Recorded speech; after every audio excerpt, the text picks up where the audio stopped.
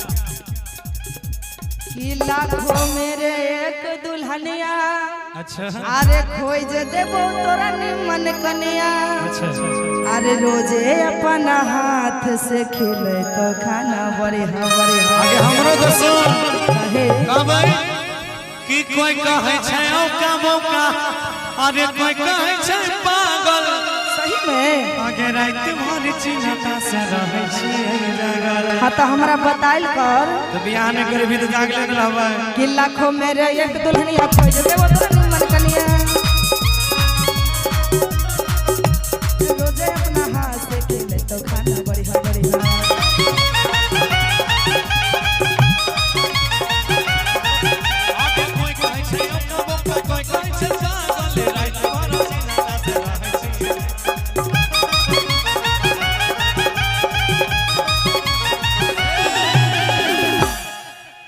शादी कराई दे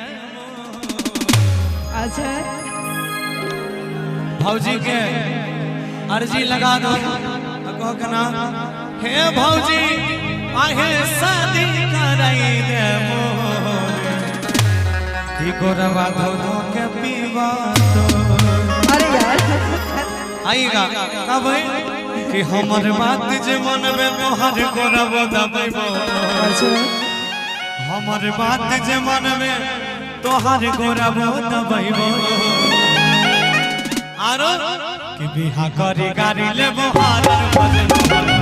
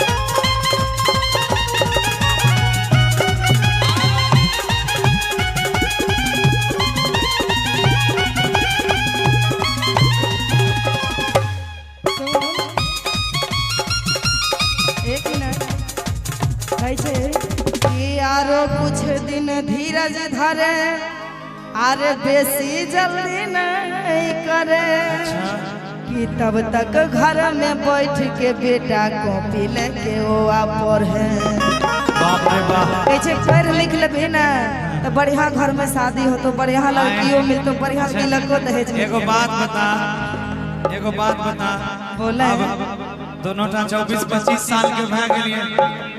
अच्छा आपका अच्छा एगो बात भौजी उम्र 30 साल भौजी 30 साल का हो गया ए भौजी 1 साल तो भौजी सुनिए ना 21 साल का हो गया। हमसे भी बड़े हैं आप। का भाई 1 साल बड़े कि जिसे नाव ना चलाना आता हो वो खेवैया हो नहीं सकता, जो बीच मझधार में अपने आप को ना संभाले वो नैया हो नहीं सकता। अब भौजी तोरा कथा से ही बुझावे छा कि इतना सुंदर सीधा साधा लड़का किसी का भैया हो नहीं सकता। अच्छा तो सबका सही होगा, उधर से ही जवाब आ गया तो सही होते कि हाँ तो ठीक कर रहे ना। आप देख लो तो इतने सुंदर लड़का तोरा अच्छा लगे छे, कुमार बैठल छी हम। अच्छा चलिए का भाई आप देखो हमरा साथ बड़ा मजबूरी से केना एमे कते लोग के बियाह भए गेल, हाथ खड़ा करत राहुल भैया के भए गेल। अब हम कहबे कि आगे के राहुल भैया के बहु बड़ी सुंदर कियो कारा देखी के मन भेल गे सुंदर। सुन सुना ना कि यारो कुछ दिन धीरज धर, बेसी जल्दी नहीं करे।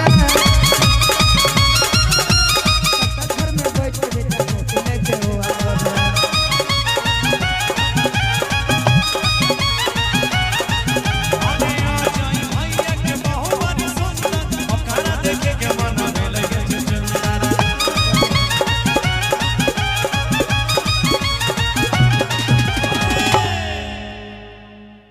कि तू केतनो बहाना बनेबे तोरा झांसा में नहीं अइबो।